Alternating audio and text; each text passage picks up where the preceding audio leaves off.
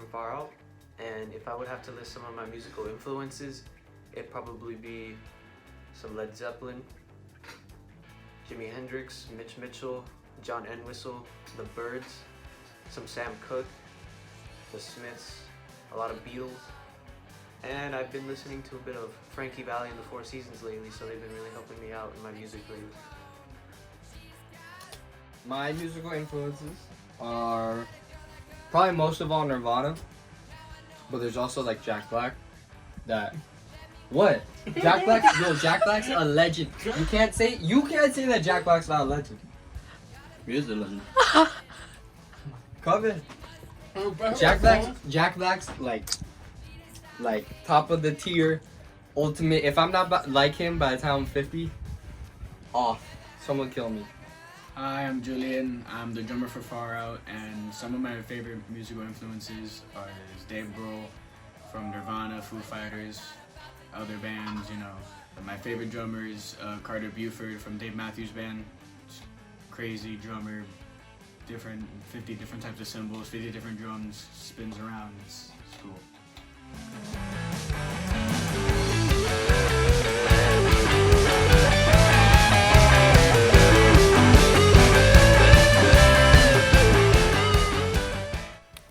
I would say a lot of different artists have had a big influence on me, like David Bowie, The Clash, Alice in Chains, Pearl Jam, Led Zeppelin, Black Flag, Rush, you know, bands, all different types of bands.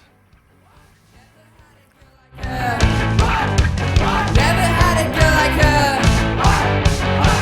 started getting into playing music after I saw a lot of Queen online, like Another One Bites the Dust, Don't Stop Me Now, and then I saw that they had live performances, which I didn't even know was a thing, and it just looked like the most fun thing anybody could do. They looked like they were having the time of their life, and I just started playing, hoping I could get to that, and I still do. I played baseball for a really long time, and I'm just not very competitive. I don't like team sports. I'm not for all that. So I wanted something like more challenging, I guess. And music's extremely challenging because you can sit there and you can throw a pitch 1,000 times, and by the end of those 1,000 times, you'll be really good. But if you sit here and you play one thing 1,000 times, you get really good at that one thing, but you can only play one thing. You know, there's endless possibilities that people still haven't done. So music's very important in the sense also that one day robots are going to take over the world anyways, and the only thing they can't do is art and music. So Right. I got into making music when in middle school I played for Arvada Middle School. I was in band, concert band, jazz band, and I actually started my own band called Ripple, and that didn't go out as planned because I was only in 7th grade. So then when I reached freshman year, me and Hyatt started recruiting other people to be in the band. It wasn't called FarOut yet, we didn't have a name, but then once we met Dom and Alejandro, you know, we started playing more shows, and we had another bass player, Ryan Perry Smith.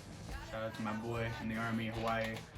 But he used to be a bass player, and then we got Alejandro, and then we played our first show at a house party, which was pretty awesome.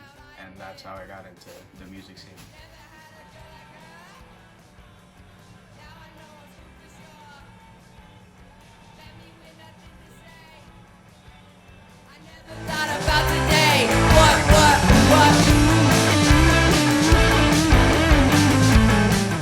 For lyrics, I would probably say that I write down my thoughts a lot and how I'm feeling, what I do throughout my day.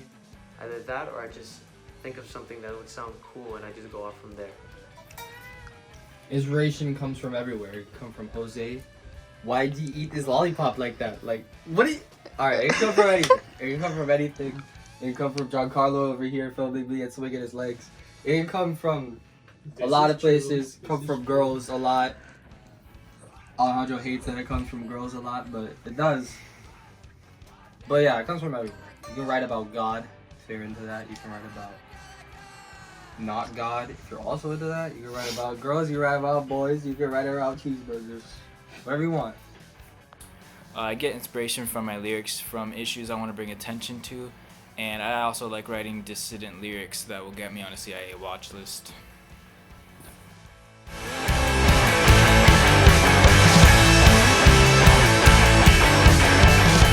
What I would say is my favorite performance would have to be our last performance, which was at this place called The Cabin. And usually before a performance, I would feel very nervous and like just jittery. But that night, I just felt very calm. It was just all very soothing. And then we got up on stage and we sounded really good. We played pretty good. And it was a good night. What's the question though? You never told me what the question was. What has been your best experience performing? My best experience performing? We do a lot of charity stuff. I really like charity. It's good. Charity, good. We raise a lot of money for charity. My favorite one probably was Save the Wave. I threw that together with the Gold Coast Railroad Museum and Wavy Snow. We raised $1,000 for ocean restoration. So we did good, and doing good is a good thing, and good. I mean, my favorite performance that we ever had was Hours of Fright that we did for Halloween. It was actually in Dom's backyard, and we built these stages, which was like probably like 20 feet by 6 feet huge. And we put that in his backyard, and we had probably more than 100 people show up. It was awesome. Got a bunch of money, and we just got a brand new amp. But you know, it was a really fun show. A lot of our friends went. A lot of people supported us, so it was awesome. My favorite experience performing was playing the Halloween show Isle of Fright in Dom's backyard. That was the first show that we organized ourselves, and it was such a great turnout. There was a big crowd, everybody was in Halloween costumes, and it was just a whole lot of fun. And I want to see you out at the next Isle of Fright.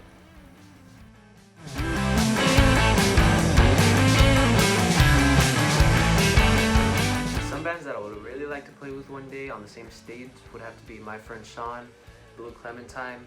Those guys are really good. Darian Swank, Siegfried, and Mahogany Purple. All those bands are some fine talent, and I would really like to share the stage with them one day. I think Pear is very talented, like, and they're very underrated.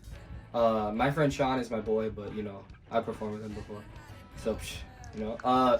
Polar Boys, actually, the guitarist from Polar Boys, Andres, he encouraged me to go to the Gibson Guitar Showroom show, and I went there, and I was like inspired to start my band. So Andres, I would want to perform with Andres. He's in 2 bands, so whichever one. But yeah, Polar Boys is like the first band that I was like really into that was on the scene, and they're pretty big now, in the sense of they're hard to get to at your shows, but they'd be cool. A local band I would really want to play with is the Remy's. You know, they're coming out of Miami right here.